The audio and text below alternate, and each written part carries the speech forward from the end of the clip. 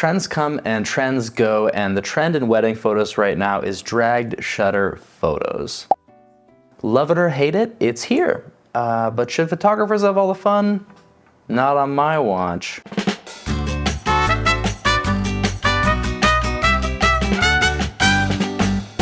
I remember like 5 or 6 years ago when I first started wedding photography, and every photo had this pale orange hue.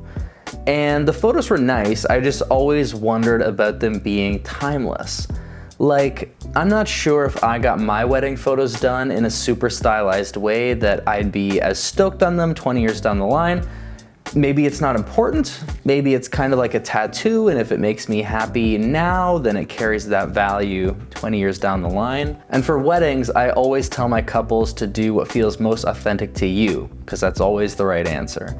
And these are just my personal feelings, so don't call my lawyer, please. Today, I want to talk about dragged shutter for both photo and video.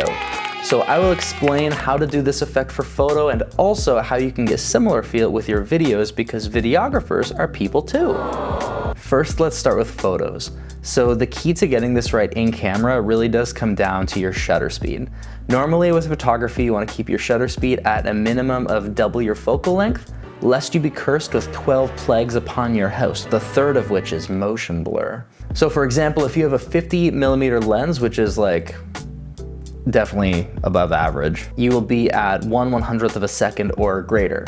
This is a minimum, so usually you want to be faster, especially if you're capturing a moving subject, but now we're going to take all of that and throw it comfortably out the window. For the dragged shutter effect, we want to get a bit of a longer exposure to show some motion in the photo. We want that imperfection. This is to emulate the film exposures of times of old. I find that a shutter speed of 1/8 to 1/15th of a second works best for these, and then just expose your ISO and aperture accordingly. You'll want to get some movement with your camera and get your couple moving as well. Play around with it and test what works for you.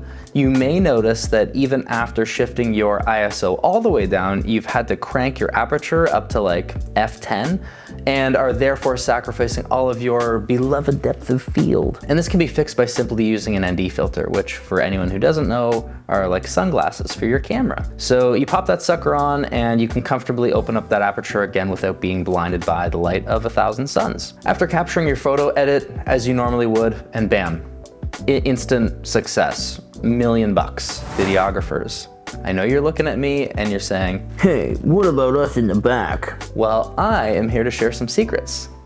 You can do it too. Now, what we're looking for is a little different. Usually we are locked with our shutter speeds at double your frame rate, and I know that we all carry our ND filters with us because we are just simply better people. Again, we are throwing the rules to the wind with this one. We're gonna slow down our shutter speed to something like 1/15th, 1/13th. The key here is being under 1/25 if we are working with a 24 frames per second timeline, because after that point, we're gonna start to introduce motion blur. And this is exactly the effect we're after. Now with video, I like to keep my couple stationary with this and have things happen around them, or I'll try to keep my camera as stable as possible and have the couple move around. I find that if I do too much movement with the camera and the subject, I end up just making like car sickness packaged as an MP4 file.